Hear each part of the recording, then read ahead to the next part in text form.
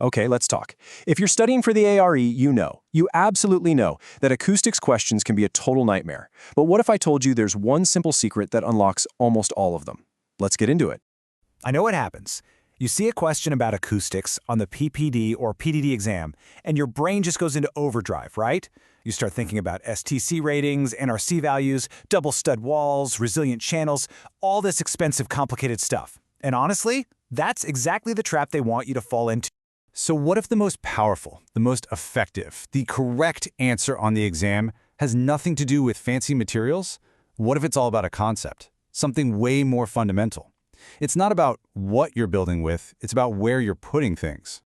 Okay, so to get to that secret, first we've got to talk about the main character in this whole story, the decibel. And trust me, it's not as scary as it sounds. It's actually pretty intuitive once you get the hang of it. So here's the absolute key thing you need to understand. A decibel, it's not like an inch or a pound. It's not a fixed amount of sound. Think of it more like the Richter scale for earthquakes. It's a relative scale. It's all about comparing one sound level to another, and it's specifically designed to mimic how our human ears actually work. A change of just 1 decibel is pretty much the smallest difference in loudness we can even notice. All right, here is rule number 1. You have to commit this to memory for the exam. A 10 decibel increase feels twice as loud to a person. It's that simple.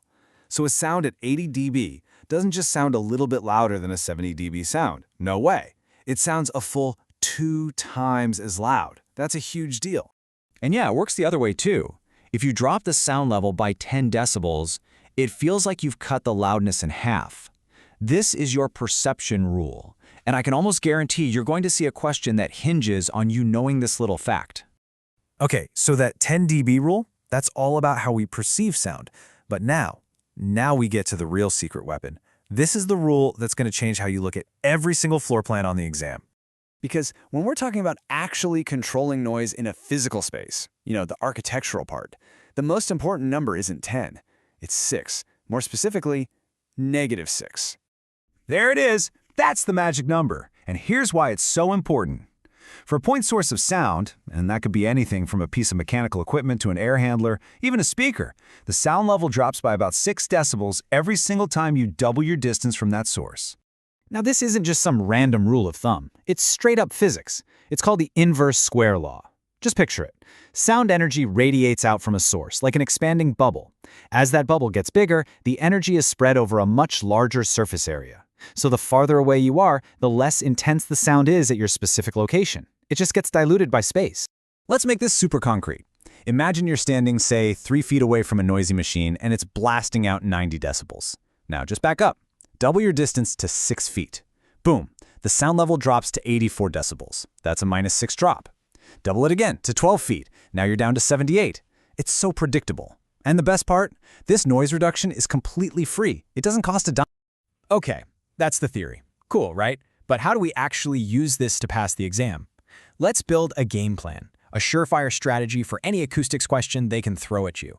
I promise you, you're going to see a question that looks exactly like this. Which strategy most effectively reduces noise? And they'll give you a bunch of options, right? Add insulation, use special drywall, upgrade the door seals, all material stuff. But then there will be another option, and that's where our secret weapon comes into play. And here it is. This is your cheat code for the exam. This is the hierarchy you need to burn into your memory. At the very top, with 4 stars, the number 1, most effective, best answer is almost always increase distance. Way before you start thinking about materials like things that absorb sound or block sound, you have to think about the floor plan. Distance isn't just a king, it's the emperor of noise control on the ARE. So let's run through some classic exam scenarios. They show you a noisy mechanical room right next to a quiet office. What's the best fix? It's not a super wall. The best answer is to move it farther away. Number 2, you need to protect a library from a noisy corridor. What do? You use a buffer space, like a storage closet or a vestibule, to create that distance. And number 3, my favorite, traffic noise from a highway. What's your first move? It's not triple pane glass, it's increasing the building's setback. Push the building farther from the road. That is always your first and most powerful move. All right, that was a lot to take in, I know. So let's boil this all down into one simple, powerful cheat sheet. This is everything you need to remember. This is the slide to screenshot. Okay, number 1. Distance is king. I can't say it enough. It is always your first best strategy. Number 2, the magic -6 dB rule. Every time you double the distance, you get about a 6 decibel reduction. It's free. Number 3, the 10 dB rule for perception. Plus 10 dB feels twice as loud, minus 10 dB feels half as loud. And finally, number 4, the hierarchy. Always, always, always choose distance and buffers before you choose materials. Look, if you walk away with only one thing today, let it be this.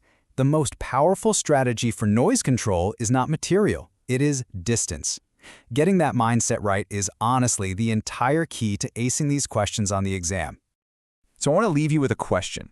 The next time you look at a floor plan, whether it's for studying or in the actual exam, what are you going to see first? Are you going to see wall types and STC ratings, or are you going to see the powerful, invisible, and free tool of distance? Once you see it, you can't unsee it. Good luck out there.